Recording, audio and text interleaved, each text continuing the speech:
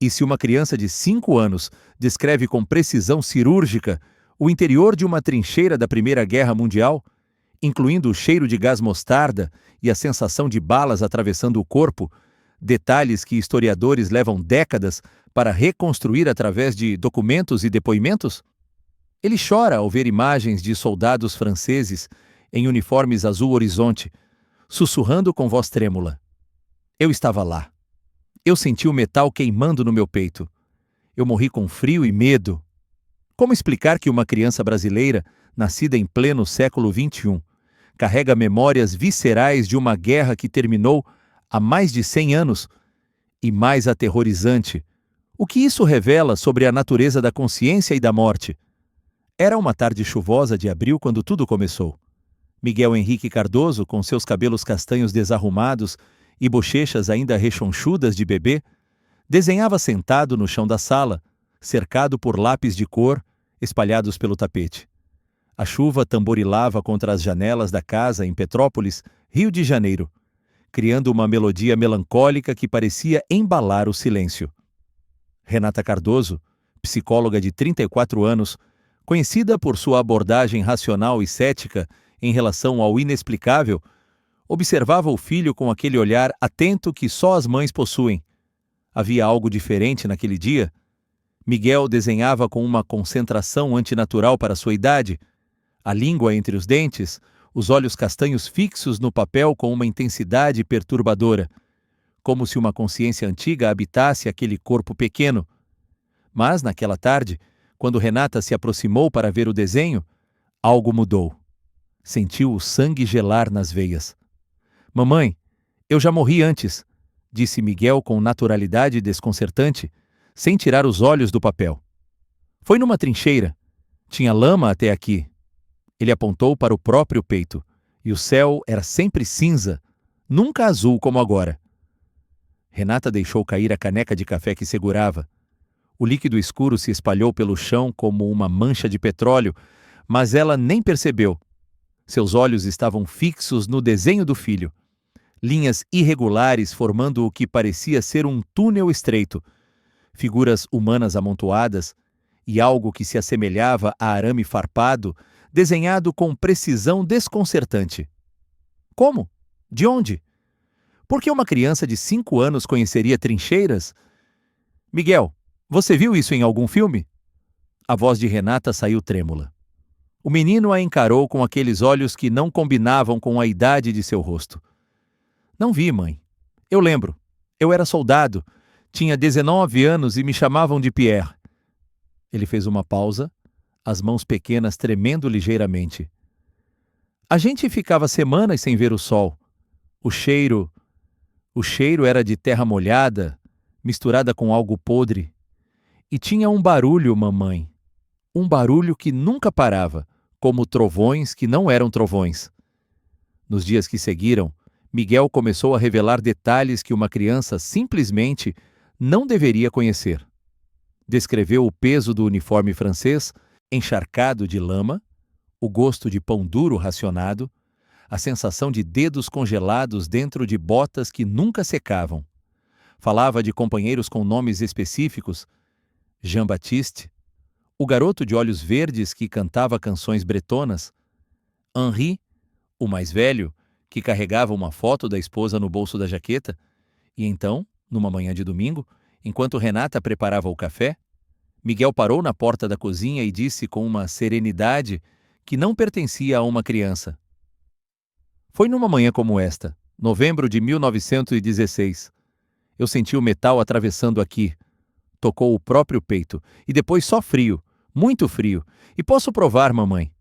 Eu sei onde está a cicatriz que Pierre tinha no ombro esquerdo, de quando caiu de uma árvore aos 7 anos na Normandia. Naquele momento, Renata compreendeu que a vida que conhecia havia se despedaçado como vidro. Um professor de História da Universidade Federal do Rio de Janeiro seria chamado para investigar. E se Miguel estivesse certo? E se a morte não fosse o fim que todos acreditamos ser, mas apenas uma porta para outra existência, carregando memórias como feridas abertas que nunca cicatrizam completamente? Nos dias que seguiram aquela tarde chuvosa, a vida da família Cardoso se transformou em algo que Renata jamais poderia ter imaginado. Miguel começou a revelar detalhes que transcendiam qualquer explicação racional, fragmentos de uma existência que não deveria existir em sua memória. Pela manhã, enquanto tomava café, ele descrevia o peso do uniforme francês encharcado de lama, como se ainda pudesse sentir o tecido áspero grudando na pele. Falava do gosto de pão duro, racionado, distribuído ao amanhecer em porções que nunca saciavam a fome. Descrevia a sensação de dedos congelados dentro de botas que nunca secavam, uma agonia constante que transformava cada passo em tortura. Rodrigo Cardoso, engenheiro de 36 anos e marido de Renata, chegou em casa naquela noite e encontrou a esposa pálida, sentada à mesa da cozinha com dezenas de anotações espalhadas. "Rodrigo, ele sabe coisas", disse ela com a voz trêmula. "Coisas que uma criança não deveria saber." Rodrigo, homem prático e naturalmente cético, forçou um sorriso tranquilizador. "Amor, ele deve ter visto em algum documentário na escola, ou talvez algum vídeo no tablet do primo." Mas Renata balançou a cabeça, os olhos marejados. "Ele nunca assistiu nada sobre guerra. Nós controlamos tudo que ele vê." Foi então que Miguel entrou na cozinha, arrastando um cobertor pelo chão, os olhos sonolentos. Rodrigo se agachou na altura do filho, tocando seu rosto com ternura. "Miguel, campeão, a mamãe me contou sobre suas histórias. Você viu isso em algum lugar?"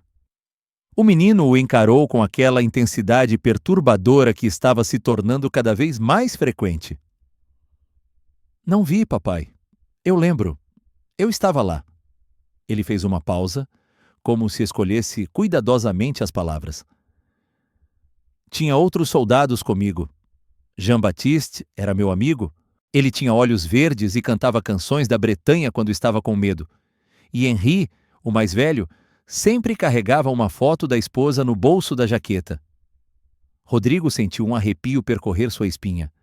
Os detalhes eram muito específicos, muito pessoais para serem inventados. Miguel continuou, sua voz pequena carregando um peso que não combinava com sua idade.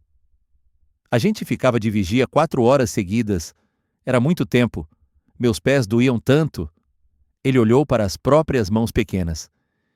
"E quando os obuses alemães vinham, faziam um som como apito de trem muito distante, e a gente tinha poucos segundos para se proteger." Renata anotava tudo, suas mãos tremendo. "Miguel, como você sabe o que é um obus?" O menino inclinou a cabeça, como se a pergunta fosse estranha. "Porque eu vi muitos, mamãe. Eles explodiam e a terra voava para todo lado.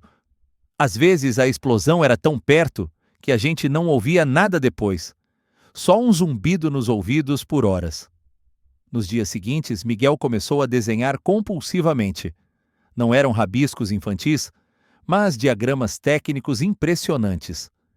Ele desenhava o uniforme francês azul horizonte com precisão desconcertante, cada detalhe meticulosamente posicionado. Os botões eram de bronze, ele explicou para Renata enquanto desenhava, e tinham o número do regimento gravado. O meu era 137. Ele coloriu o capote com movimentos cuidadosos. Esse casaco pesava 3 quilos quando estava seco. Quando chovia, ficava tão pesado que mal dava para se mexer. Desenhou o capacete Adrian, incluindo o emblema da granada flamejante na frente. Renata observava em silêncio, o coração acelerado. Ela havia começado a pesquisar na internet sobre a Primeira Guerra Mundial, e cada detalhe que Miguel fornecia se confirmava. Uniforme azul horizonte. O 137 do Regimento de Infantaria. O capacete Adrian com a granada flamejante. Tudo correto, tudo impossível. Na semana seguinte, a professora Juliana Mendes ligou para Renata. "Dona Renata, preciso conversar sobre o Miguel. Ele está tendo comportamentos incomuns." Renata sentiu o estômago revirar.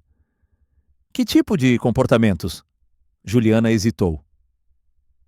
Durante a aula de artes, enquanto as outras crianças desenhavam casas e arco-íris, Miguel desenhou trincheiras.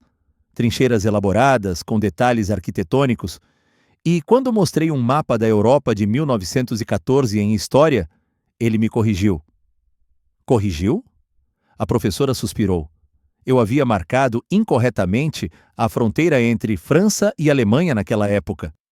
Miguel apontou o erro e descreveu as posições das trincheiras francesas em Verdun com uma precisão que me fez verificar em 3 fontes diferentes. Dona Renata, ele estava certo, em todos os detalhes.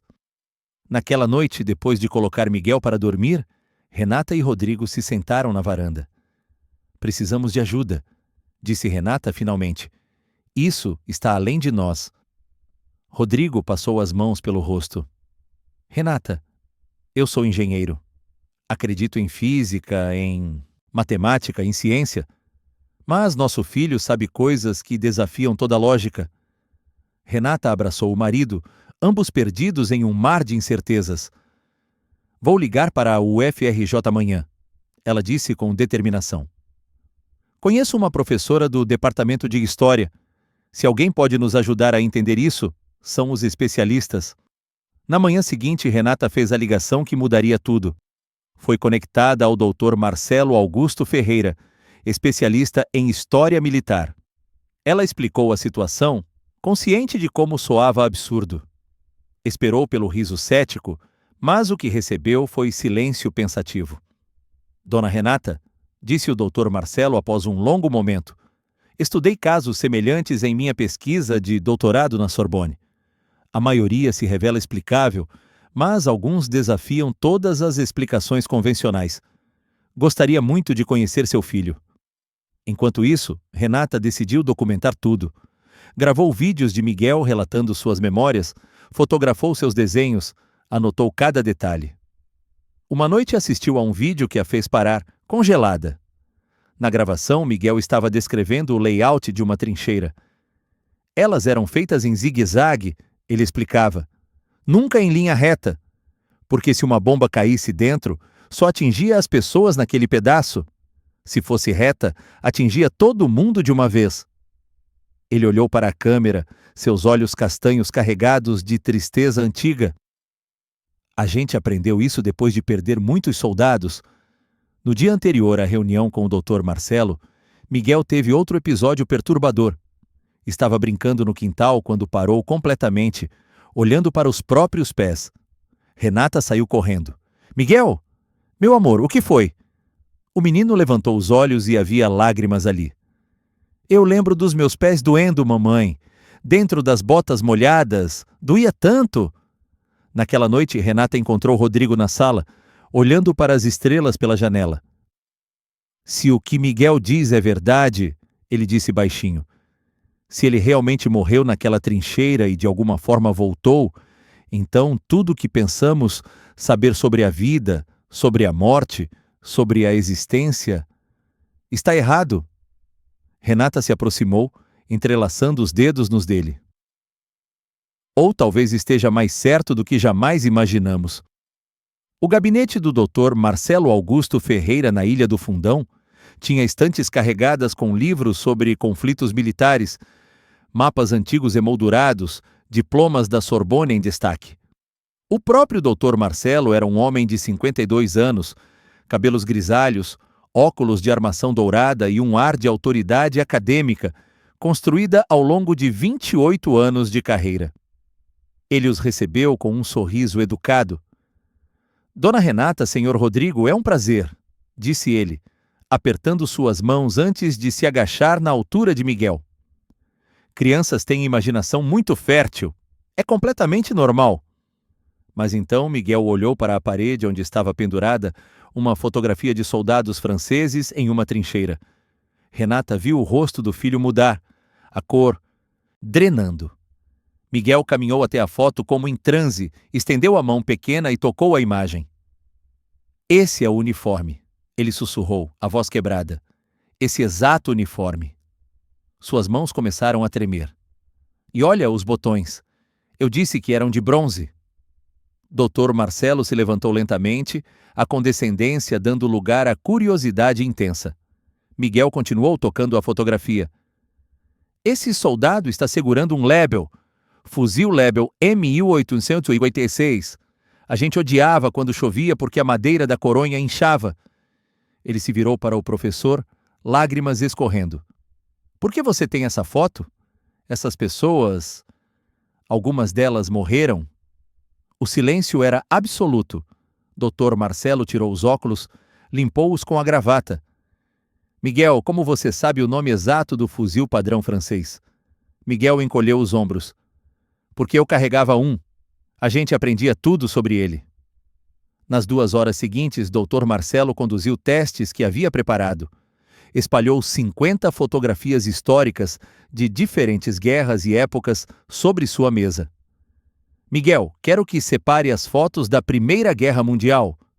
Miguel se debruçou sobre as fotos com concentração intensa. Em 5 minutos, havia identificado corretamente 47 das 50. As 3 que errou eram da Guerra Franco-Prussiana de 1870, com uniformes similares. Mas o mais perturbador veio em seguida. Miguel separou as fotos em subpilhas.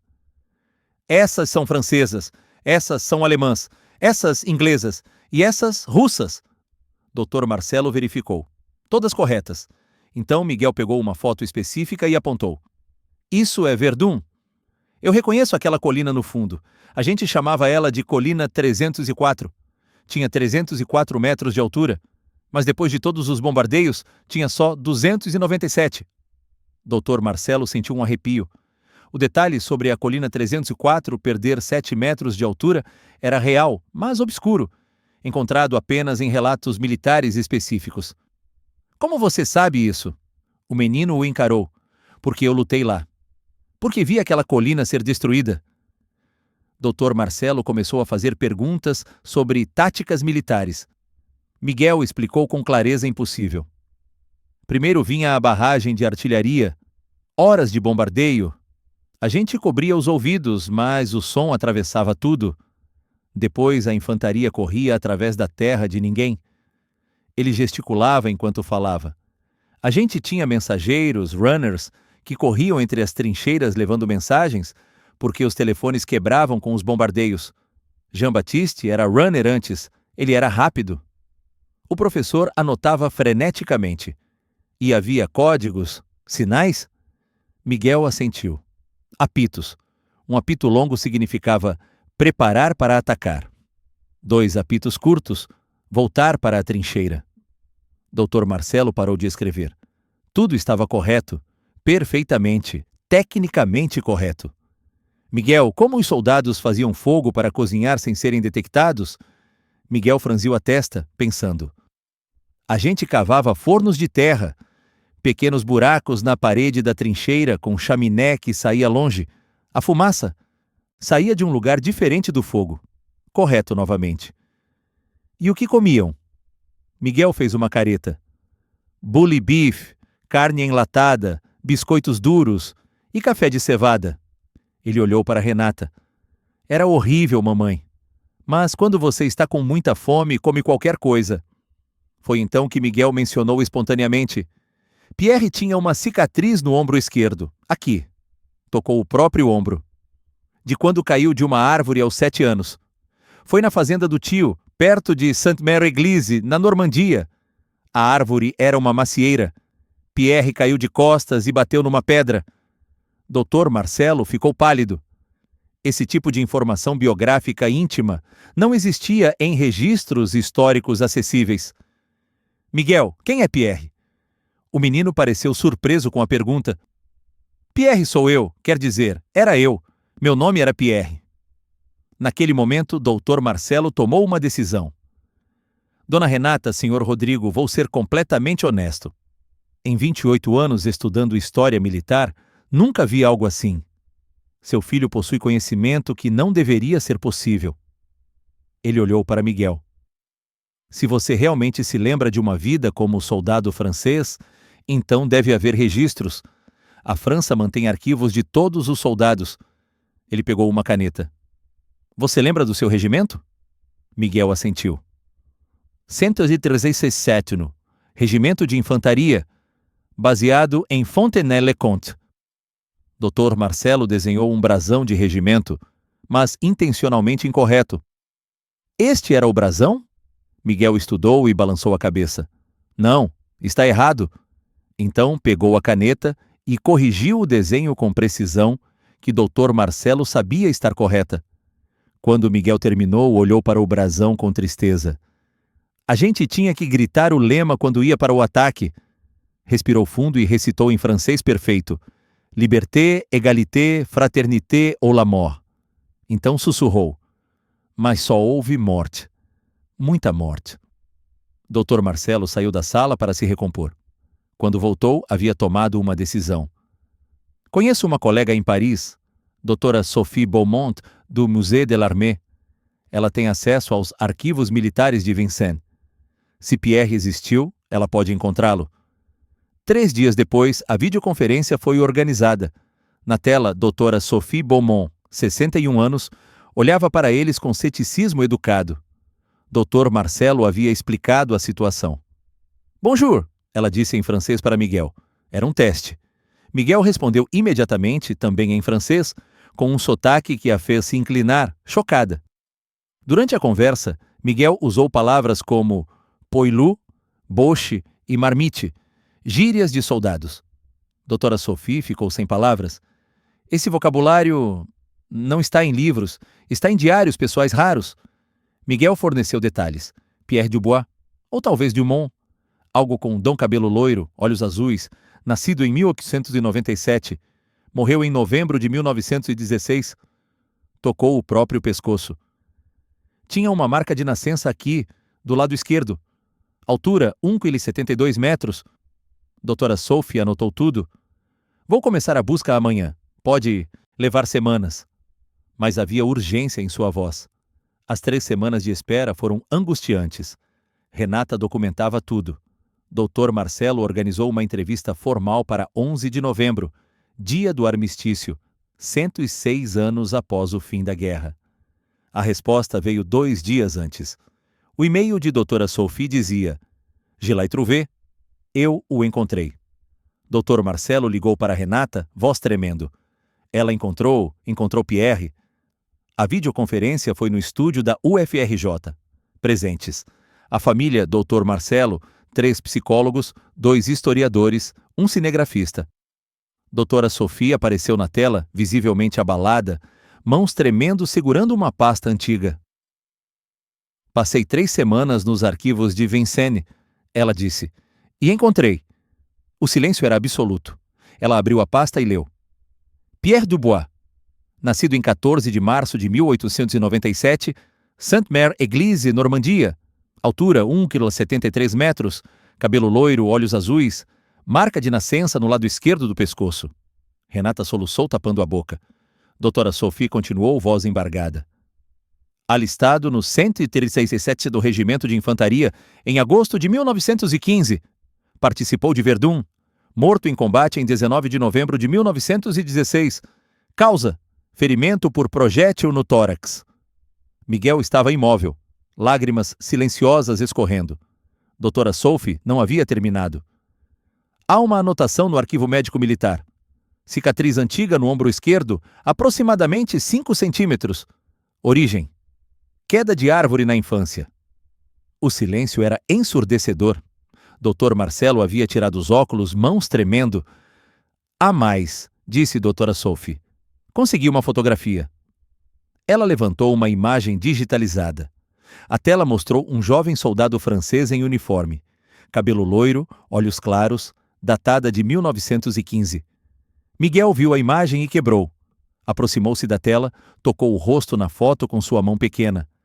Esse sou eu, sussurrou entre soluços. Esse era eu. Eu lembro desse dia. Eu estava com tanto medo. Renata correu para o filho, abraçando-o. Miguel olhou para ela, depois para a câmera. Eu tinha tanto medo naquele dia. Estava tão frio. Eu só queria voltar para casa, ver minha Mary. Olhou para a foto novamente. Mas agora eu voltei. Voltei mais diferente. Voltei como Miguel. Dr. Marcelo se levantou, pernas vacilando. Quando retornou, voz rouca. Em 28 anos estudando esta guerra, nunca vi algo assim. Este menino possui conhecimento que não deveria existir.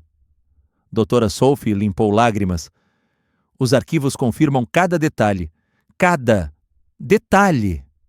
Um dos psicólogos pediu a palavra. Descartamos todas as explicações convencionais. Não houve exposição prévia ao conteúdo. Miguel descreveu detalhes que nunca foram publicados em fontes acessíveis. Dr. Marcelo finalmente articulou. Ou estamos diante do caso de reencarnação mais extraordinário já documentado, ou a ciência precisa revisar tudo o que sabe sobre consciência e morte. Hoje, em novembro de 2024, Miguel continua sendo acompanhado por uma equipe multidisciplinar. A UFRJ abriu uma linha de pesquisa sobre memórias transvidas e o caso de Miguel tornou-se o primeiro oficialmente estudado. Dr. Marcelo publicou um artigo em periódico internacional detalhando meticulosamente cada aspecto. A resposta da comunidade acadêmica foi mista, mas ninguém conseguiu refutar a documentação. Através de Miguel, a história de Pierre Dubois, soldado anônimo que morreu há 108 anos, foi preservada com intensidade que nenhum livro poderia capturar. Os detalhes foram incorporados em exposições educacionais sobre a Primeira Guerra. A família decidiu tornar o caso público. Se isso pode ajudar a ciência, disse Renata, temos a responsabilidade de compartilhar. O nome de Pierre foi inscrito em memorial virtual criado pela família. Miguel, agora com 6 anos, desenha trincheiras com menos frequência. Ele fala de Pierre como um sonho que não vai embora completamente. Dr. Marcelo visita regularmente. Este caso desafia tudo o que pensávamos saber sobre a morte. Doutora Sophie mantém contato da França, continuando a pesquisar nos arquivos, buscando mais detalhes que possam ser validados. A pergunta que fica: se a consciência de Pierre sobreviveu 108 anos para renascer em Miguel, quantas outras almas carregam memórias de vidas passadas? Quantas crianças possuem conhecimentos impossíveis que atribuímos à imaginação? E você? Já sentiu que esteve em algum lugar que nunca visitou? Já conheceu alguém que parecia familiar sem nunca ter visto? Já teve um talento que não pode explicar de onde veio? O que isso significa sobre quem realmente somos?